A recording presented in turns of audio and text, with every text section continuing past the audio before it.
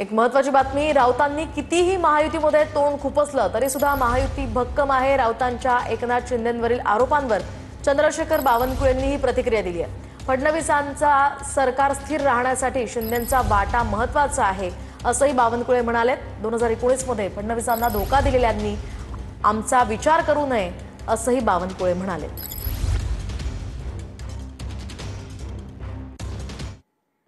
राऊतांनी कितीही प्रयत्न केला आमच्या महायुतीत तोंड खुपसाचा आणि एकनाथ शिंदेजींना त्यांना त्या ठिकाणी त्यांच्या कपड्यावर काळे डाग लावण्याचा अशा प्रकारचे देवेंद्र फडणवीस सरकार स्थिर होण्याकरता ते स्थिर राहण्याकरता माननीय एकनाथ शिंदेजी हे अत्यंत महत्त्वाचा वाटा त्यांनी उचललेला आहे।